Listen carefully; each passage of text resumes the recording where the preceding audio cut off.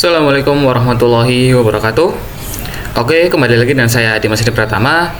Kali ini kita akan mulai untuk membahas bab baru, yaitu tentang Cisco CCNA. Dan untuk Cisco CCNA ini terdapat dua part, dan di sini saya akan membahas part 1 terlebih dahulu. Dan di dalam materi ataupun bab Cisco ini, untuk subbab yang pertama kita akan membahas yang namanya itu adalah network fundamental. Dan mungkin kita bisa langsung masuk saja ke dalam videonya. Dan untuk materi pertama, di sini kita akan langsung untuk membahas tentang pengenalan jaringan komputer.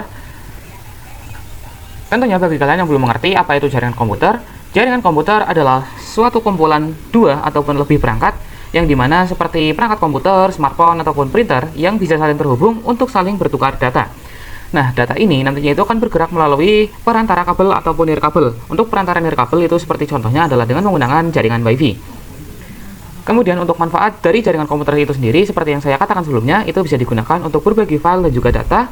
Kemudian untuk bisa menggunakan perangkat secara bersama, untuk bisa mengakses jaringan internet secara bersama untuk setiap perangkat, dan juga untuk bisa melakukan komunikasi antar perangkat. Nah, kemudian setelah kita mengenal untuk jaringan komputer, di sini kita akan lanjut untuk mengenal IP address. Tanpa IP address, maka untuk perangkat ataupun jaringan komputer tidak akan bisa saling berkomunikasi. Nah, apa itu IP address sendiri?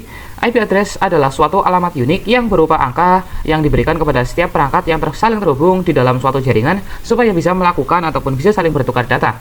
Dan untuk IP address ini mirip seperti alamat rumah pada dunia nyata. Ketika misalkan kita memilih ataupun membeli paket, dan paket itu akan diantarkan ke alamat kita.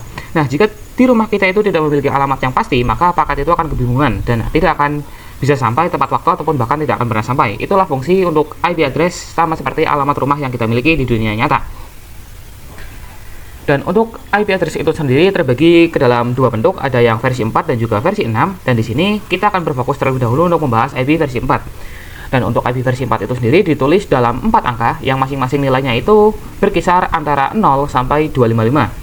Jadi tidak ada IP yang memiliki angka lebih dari 255 seperti misalkan 300 ataupun 400 dan seterusnya, dan juga tidak akan memiliki IP di bawah 0 ataupun minus. Contohnya seperti minus 1, minus 2 itu tidak akan mungkin dimiliki oleh suatu IP address.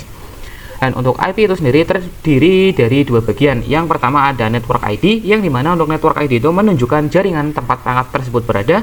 Dan kedua adalah host ID, yang dimana host ID itu menunjukkan perangkat secara spesifik dalam suatu jaringan tersebut.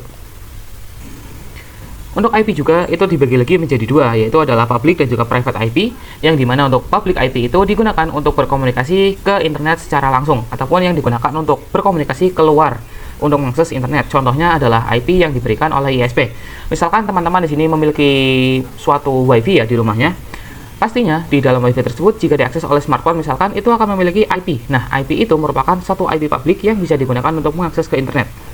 Dan untuk IP kedua itu adalah IP private, yang dimana IP private digunakan biasanya di dalam suatu jaringan lokal ataupun local area network, seperti misalkan itu di jaringan rumah, terus di jaringan kampus ataupun sekolahan, dan juga tempat-tempat lain.